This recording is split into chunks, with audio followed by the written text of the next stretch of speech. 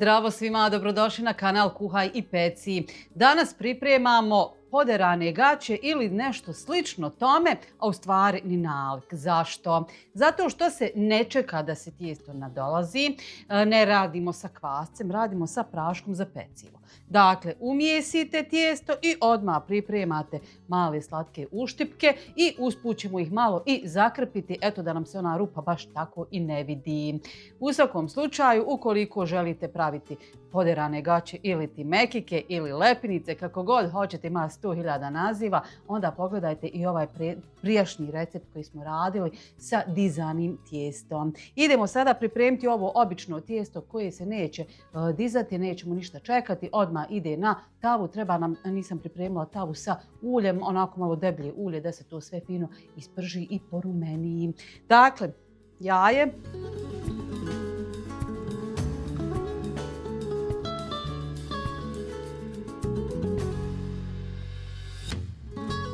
čajna kašika soli, pola čajne kašike šećera,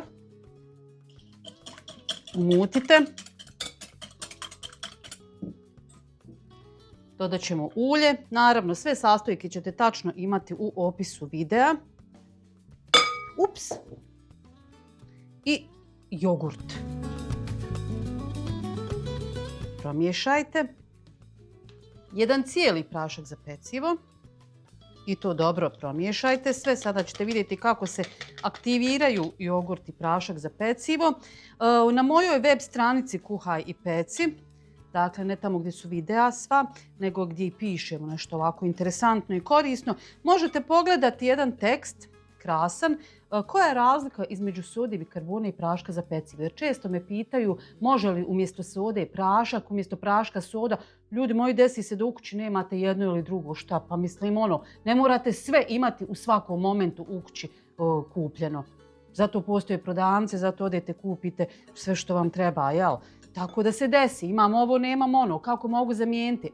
Morate pročitati to da vidite razliku u omjeru, u jačini i u vrsti namirnica koje trebate dodati, odnosno oduzeti kada pripremate neko jelo, zavisi da li imate prašak ili sodu bikarbonu. Pa molim vas, posjetite stranicu da ne bi bilo zabune kada koristite jedno ili drugo. Vidite kako prašak reaguje sa jogurtom. Balončiće imamo kao da nadolazi. Sada ćemo dodavati brašno. Neću sve, prilike ovako 1/2, jer nikad nisam sigurna kakvo je brašno i kako će reagovati, jer nijedna vrećica brašna nije ista. Zamijesite tijesto.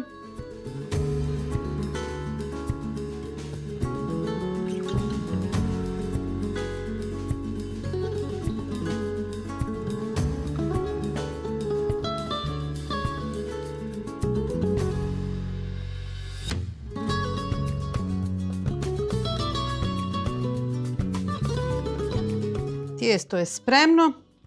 Sada ćemo ga, ja ću to ovako, da se ne zalijepi, prebaciti na ovu pobrašnjenu površinu i doraditi sa malo brašna, naravno da možemo razviti, ništa pretjerano.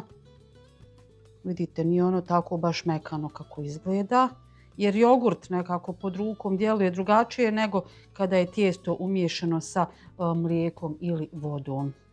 Evo vidite, ništa strašno. Evo ga. Sada ćemo to fino da razvijemo. Brašno.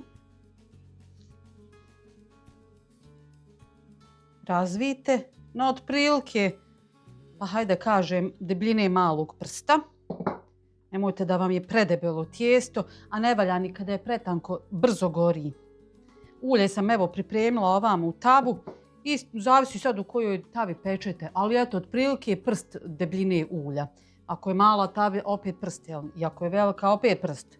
Sad zavisi koliko vam je debeo prst, ja ne znam stvarno.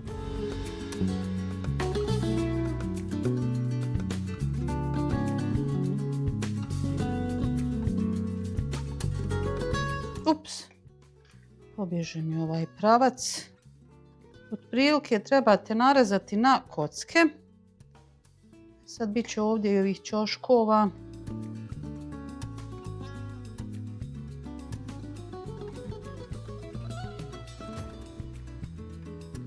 Ovako da vam pokažem prvo na ovom je jednom. Znači u principu kada pravimo te mekike, lepenice ili poderane gaće kako vole da ih zovu, znači kroz sredinu napravite rupu. Vidite? Sada ćete ovu rupu da prevrnete i da istegnete ovako. Hoću reći ovaj čošak jedan ćete da provučete kroz rupu. I ovako ćete dobiti onako vrlo jedno zanimljiv oblik. I ovo vam je recimo super recept ako vam se gosti najave. Navečer društvo vaše omiljeno s kim inače sjelite, jel? Začas im napravite ovako jedno zanimljivo jelo. Ja moram da uključim sada šporet da se zagrijava dok ja ovo pravim. Jer ovo, kako rekao, ide jako brzo, tako da nema potrebe da mijesite ranije, da vam tijesto stoji. Znači umijesite i pečete. Isto tako odlično je za doručak. Evo, samo što se nije zagrijalo. Ovdje ćemo pripremiti jedan tanjir sa ubrusom. Ovako da nam skuplja masnoću.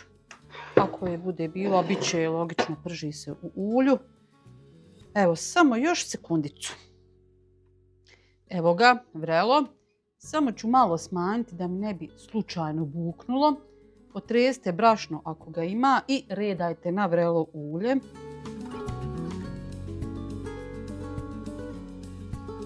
Pržite sa obje strane dok ne dobije onako jednu finu zlatnu boju.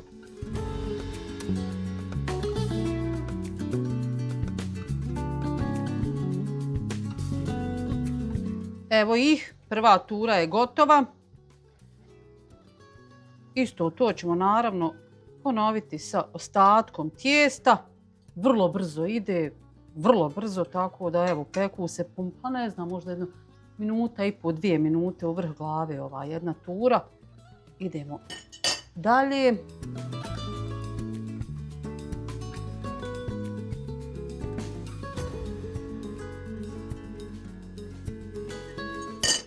I evo ih.